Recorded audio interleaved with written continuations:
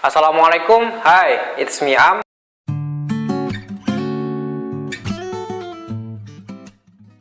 Alhamdulillah, hari ini kita akan belajar tema 1, subtema kedua, tentang manusia dan lingkungan.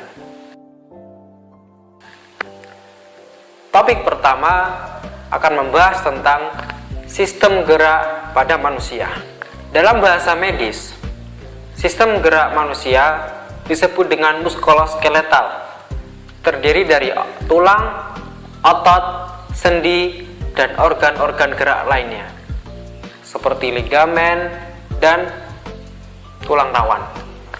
Dalam sistem gerak pada manusia, tulang akan bekerja sama dengan tulang rawan, ligamen, dan jaringan perekat lainnya untuk merekatkan satu tulang dengan tulang-tulang yang lain. Tulang dan otot akan bekerja sama untuk memikul beban yang dibawa oleh tubuh.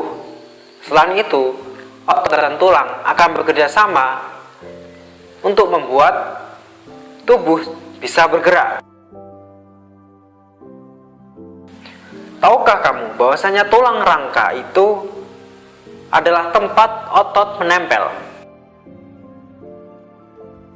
Pertanyaannya, apa hubungan antara tulang dan otot? Tulang adalah alat gerak pasif yang tidak bisa bergerak sendiri, sedangkan otot adalah alat gerak aktif karena otot memiliki senyawa kimia yang membuatnya bisa bergerak sendiri. Otot akan menempel pada tulang, maka tulang bisa bergerak. Kerjasama antara otot dan tulang ini yang disebut dengan sistem gerak. Lalu, apa organ-organ gerak manusia? Yaitu tulang, otot, dan sendi. Apa fungsi rangka bagi otot? Sebagai tempat menempel. Manusia bisa melakukan berbagai aktivitas seperti duduk, berjalan, karena di dalam tubuhnya ada rangka.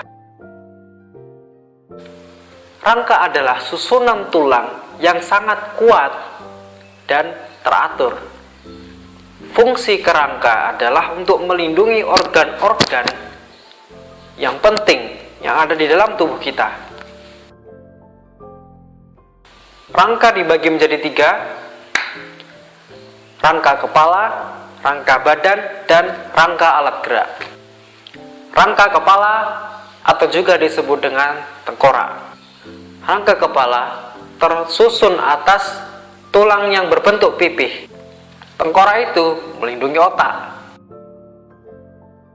Rangka badan. Rangka badan adalah tulang yang berbentuk rongga yang melindungi organ dalam seperti jantung, paru-paru, hati. Rangka badan tersusun dari tulang belakang dan tulang rusuk serta tulang dada. Rangka anggota gerak terdiri dari tulang bagian atas yaitu tangan dan tulang bagian bawah yaitu tungkai.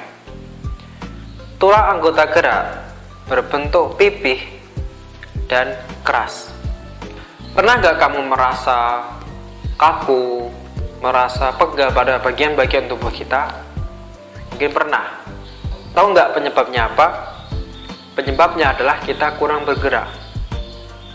Tubuh akan lebih sehat ketika kita banyak bergerak, melakukan gerakan-gerakan fisik seperti mungkin berjalan, berlari, bersepeda, dan banyak lagi yang lainnya.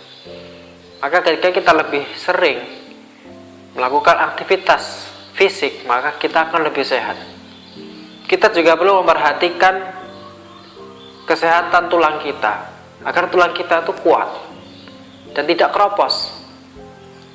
Maka kita harus banyak-banyak olahraga, terus makan makanan yang bergizi, mengandung vitamin D, atau juga bisa kita berjemur, karena itu bisa memperkuat tulang kita. Ini pokok.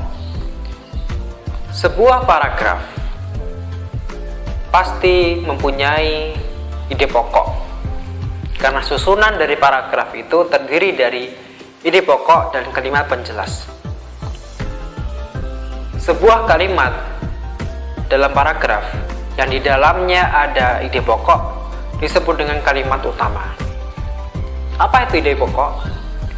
Ide pokok adalah gagasan utama yang menjelaskan sebuah paragraf itu membahas tentang apa. Lalu bagaimana cara menemukan ide pokok? Ide pokok itu biasanya ada di awal paragraf, di tengah, atau di akhir paragraf. Ide pokok yang ada di awal paragraf disebut dengan deduktif, dan yang di akhir paragraf disebut dengan induktif. Ada juga yang campuran, yaitu deduktif, induktif. Cara menemukan yang pertama yaitu dibaca dengan teliti. Kita pahami teks bacaan itu secara keseluruhan. Lalu kita perhatikan apa sih yang dibahas di setiap paragraf. Lalu kita tentukan paragrafnya. Jika masih bingung dan belum ketemu, kita bisa simpulkan sendiri. Apa sih?